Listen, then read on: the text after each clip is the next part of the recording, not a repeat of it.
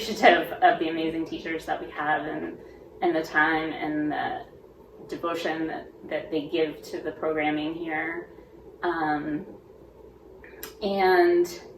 they make it fun. Like, I know I've heard, pastors talk before about, we intentionally call it parish education and not just Sunday school.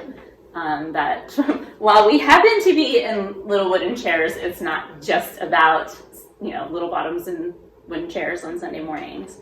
And like, I love that we now have this growing preschool class coming back after the pandemic, where our little ones, their first couple years of life, they didn't know what church was other than a TV screen. And to peek in here on a Sunday morning and see the kids, they're not necessarily in the chairs, they're on the floor pushing Noah's Ark around the room. As a trained speech language pathologist, like I know about the importance of learning through play. Education doesn't just have to be reading the Bible and doing a worksheet. Their teachers have them down on the floor, they're playing games, they're doing crafts, they're making cards and artwork, and they're learning. And it gives us as parents and grandparents and aunts and uncles the opportunity to then have conversations with them and remind us about those stories that for some of us who don't have as strong of a biblical literacy of our own, it is, reminding us, helping us return to the Lord and, why do we come to church? Why do we do church? At least our kids are seeing, that it isn't just about Sunday and it's not just about kids. And I think that's something that St. Matthew's is continually improving upon. And I think the pandemic actually helped with that in some ways. I know it's created challenges by some of the people that used to be around that aren't around anymore after being away for a while, and certainly that's a challenge.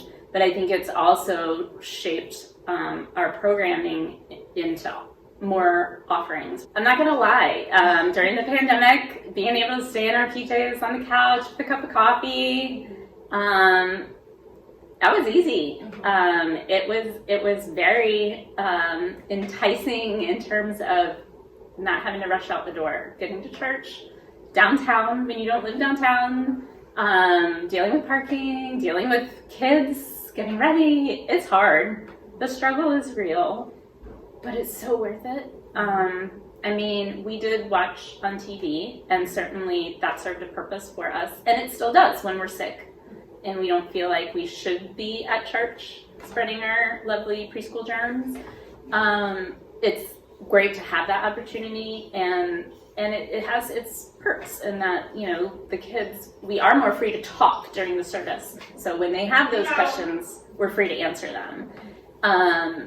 But we lose what I think is the most important part, and that's the togetherness, the relationship building. And so to me, and I think I speak for Jeremy as well, bringing the kids, even though we go, oh, it'd be so nice to stay in bed or stay on our PJs, like, they're learning that this is a priority, that, there's a reason we do this, and they're excited, as I said, to meet and see their friends and see the adults too, who are so wonderful and caring about our kids and doting on them and making them feel loved and supported and part of this brotherhood and sisterhood that we have here. And you have classes for adults here in the church building, as well as,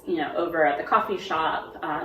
Some of us parents who just need some time to decompress and share our highs and lows and uh-ohs with other parents going through the same thing, who have that shared set of core values. It may be sitting together on the couches over a cup of coffee and just talking and processing and being there for each other.